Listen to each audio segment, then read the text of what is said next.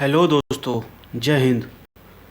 आज हम लोग बात करने वाले हैं जो पहला भारतीय रिवॉल्ट हुआ भारतीय सैनिकों के द्वारा अंग्रेजी ईस्ट इंडिया कंपनी के विरुद्ध। वो कब हुआ? वो हुआ 1806 में। लेकिन कुछ लोगों को कहना है कि 1857 का जो विद्रोह है वो पहला विद्रोह था, लेकिन नहीं, वो सबसे बड़ा विद्रोह था। लेकिन जो पहला विद्रोह था वो ये वेल्लोर म्यूटनी थी, जो वेल्लोर में हुई।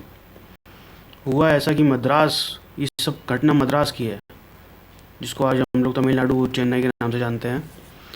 तो मद्रास का उस समय गवर्नर था विलियम बेंटिक, और जनरल था मिलिट्री का कमांडर इन चीफ जो था जॉन क्रैडॉक था। तो ये सब घटना हुई मद्रास में। उस समय वहाँ पे थोड़ा और पहले देखते हैं, इस घटना से पहले था मैसूर, जो राज्य था जहाँ का ये सुल्तान था टीपू। तो ये चौथा जो आंग्ल मैसूर युद्ध हुआ था 1799 में, उसमें श्रीरंगपट्टनम में इसकी मृत्यु हो गई थी।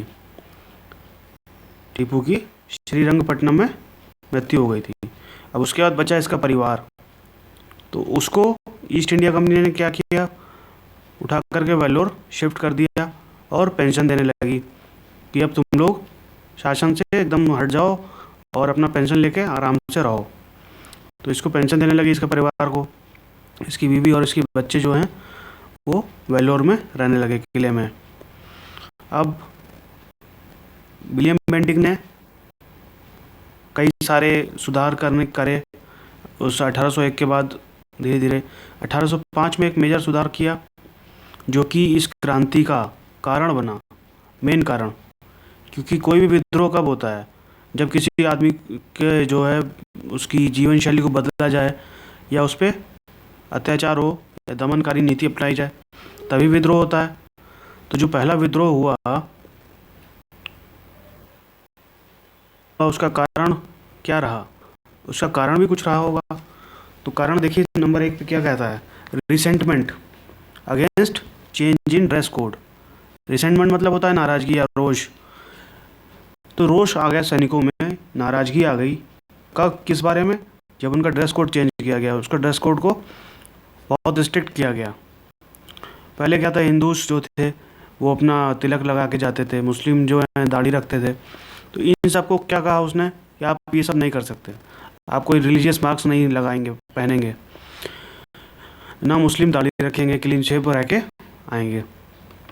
तीसरा एक और चीज़ लेके आया, राउंड हेड, जिसके ऊपर सिंबल बना था क्रॉस का, जो कि क्रिश्चियन बनाते हैं अपने धर्म के लिए। तो कहा, आप जो लोकल टर्बन आप लोग लगाते हैं, ये रिप्लेसिंग जो लोकल टर्बन आप लगाते हैं, पगड़ी लगाते हैं, ये सब आपको हटा देना है, आपको लगाना है ये राउंड हेड। अब सब सैनिक ये लगाएंगे।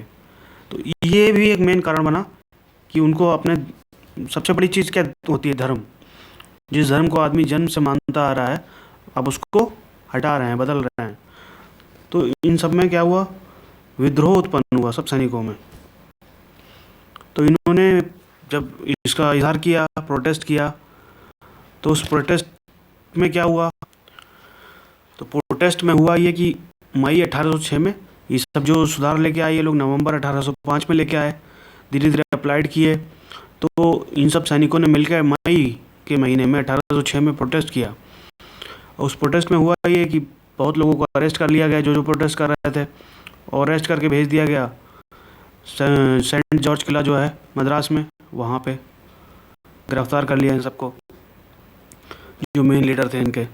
तो जो दो मेन थे उनको 90 कोड़े की सज़ा दे दी, 90 लेसेस, और जो और 19 थे उनको 50 कोड़े दिए, और कहा आप EIC ईस्ट इंडिया कंपनी से जब तक माफ़ी नहीं मांगेंगे तब तक आपको वापस नहीं रखा जाएगा।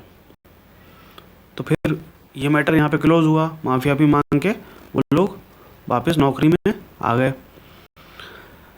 अब दूसरा मैटर चल रहा था वेल्लोर में, जो टीपू सुल्तान के लड़के थे, उनको क्या था, सत्ता से बाहर कर दिया गया था, शासन से, और पेंशन पे काम चला रहे थे, है ना। तो उन्होंने क्या किया, उन्होंने सैनिकों को भड़काना शुरू किया कि तुम्हारा धर्म छीना जा रहा है, तुम लोग इन सब के विरुद्ध विद्रोह कर दो, हम तुम्हारे साथ हैं। लेकिन जो लड़का था फतेह हैदर इनका, टीपू का, उसमें नेतृत्व क्षमता नहीं थी उतनी। तो वो आसपास के राजाओं को अपने साथ मिला नहीं पाया। एक अगले महीने एक मैटर पड़ा 9 जुलाई को, जब टीपू की पुत्री की शादी थी। उसमें बहुत सारे ब्रिटिश ऑफिसर्स आए, सोल्जर्स, ब्रिटिश सोल्जर्स आए जो शादी अटेंड करने आए थे वेल्लोर किले पे। तो उसी समय जो विद्रोही थे, यहाँ सिपाही, भारतीय विद्रोही सिपाही, उन्होंने क्या किया, कैप्चर कर लिया किले को अंदर से, और जो ब्रिटिश ऑफिसर थे उनको मार दिया, सैनिकों को मार दिया शादी के बाद। ठीक है, लेकिन जो एक था मेजर कूप, वो किले से बाहर था। वो तुरंत निकल गया अपने जनरल को बताने, जो समय वहाँ सिपाही था, उसको बताने तुरंत पहुँचा। और वो अपनी यहाँ पे इन्होंने जब तक क्या किया, भारतीय सिपाहियों ने सबको मार के किले पे कब्जा कर लिया शाम तक, 10 जुलाई की शाम तक। और फतेह हैदर जो था, टीपू का लड़का, उसको राजा घोषित कर दिया।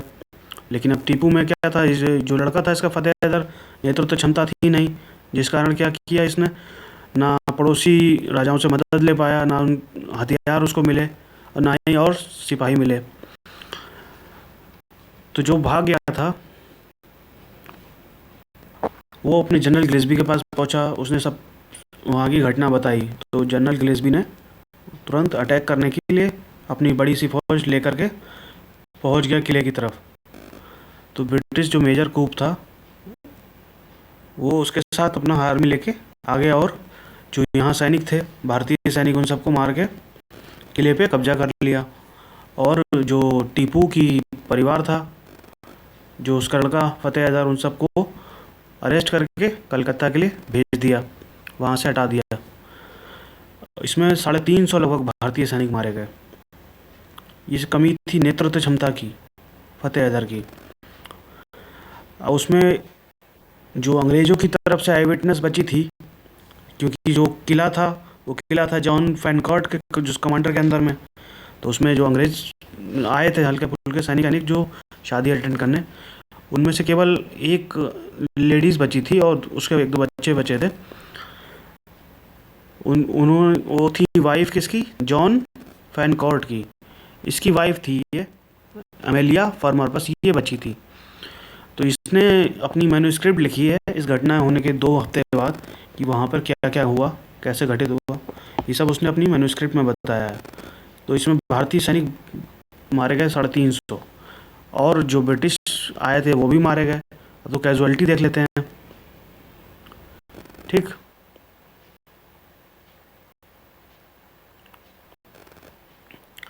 कैजुअलिटी क्या हो गई, ब्रिटिश ऑफिसर मारे गए कितने, 14 ब्रिटिश ऑफिसर मारे गए।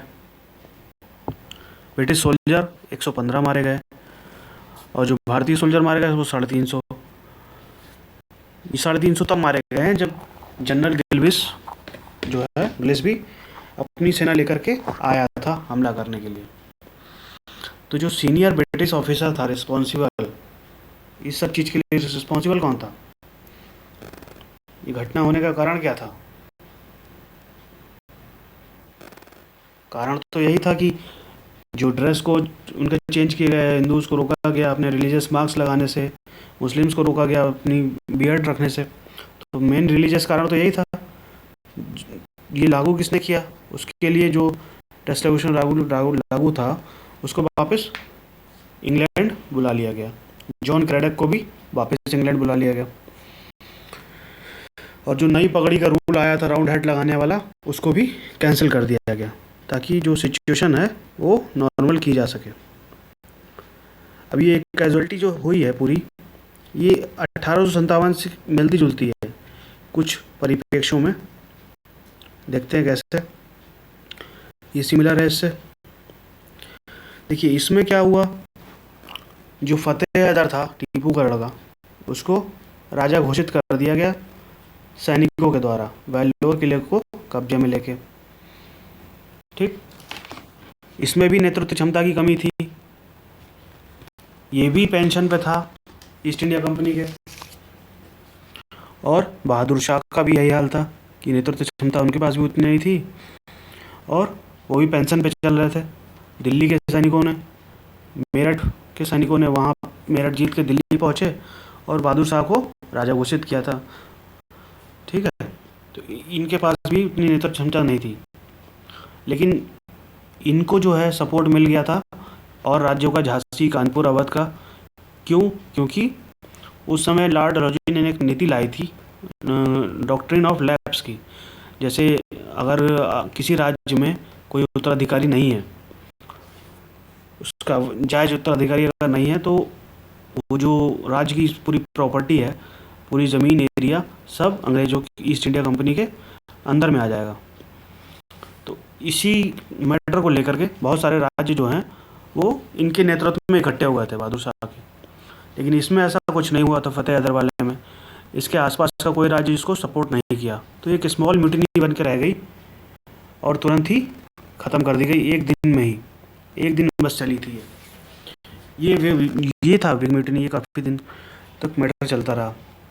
इसमें केवल लोकल सोल्जर इन्वॉल्व थे, इसमें आसपास के किंगडम भी इन्वॉल्व थे, जैसे अवध रहा, झांसी रहा, कानपुर रहा, ये सब इसमें इन्वॉल्व थे। तो ये काफ़ी हद तक सिमिलर थी कुछ मैटर्स में, लेकिन बहुत छोटी थी, इसलिए बहुत जल्दी दबा दी गई। इसमें राष्ट्रवाद नाम की कोई चीज़ नहीं थी। यहाँ पर राष्ट्रवाद धीरे धीरे आने लगा था कि एक यूनिफॉर्म कंट्री बनना चाहिए।